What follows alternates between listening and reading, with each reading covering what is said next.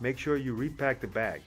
The rope must be secured to the inside of the bag with an unslippable knot, followed by an overhand knot on a bight in order to facilitate a second bag connection. When deploying the rope, first pull approximately 10 feet of rope out of the bag and cinch down the cord on the bag. This helps prevent unwanted rope to come out of the bag. Anchor the rope approximately 3 feet off the ground on a visible, unmovable outside object. Any method that doesn't allow the rope to slip will work, but a clove hitch will suffice.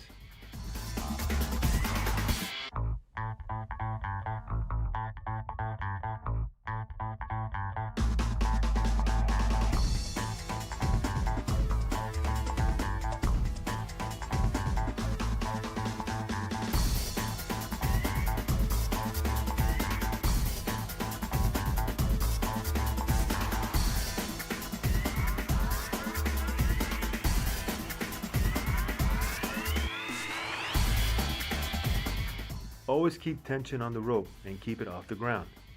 Regardless what method you prefer to carry the bag, you should still keep a hand on the rope as it comes out of the bag in order to catch an unwanted rope deployment. When searching on the ground, especially when you're dragging a rip bag, keeping the rope between your legs will allow you to turn around objects and corners without causing hang-ups onto your gear or around your body. We're only going to retrieve rope when we're searching dead-end areas and not when we're exiting the building. When having to retrieve rope, a good method is to gather the rope on one hand by pulling back against the anchor one arm length at a time. This allows you to redeploy the rope very easily. Connecting a second rope bag must be done rope to rope and not rope to bag. Hence the overhand knot on a bight that was placed during the packing of the bag.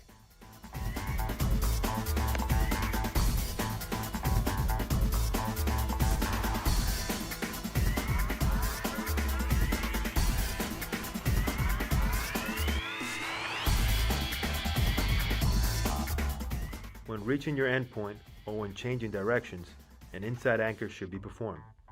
You could use any of the following methods.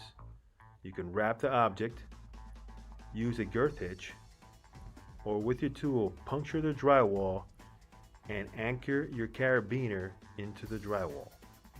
If you have reached your endpoint and can't find an anchor, simply leave the bag there and communicate with IC and with your relieving crew this information.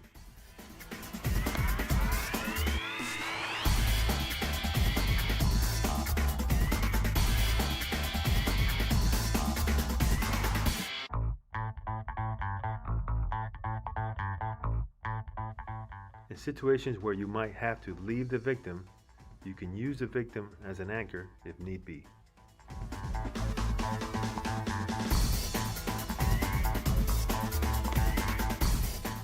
A human anchor will be performed anytime there's a pause while advancing.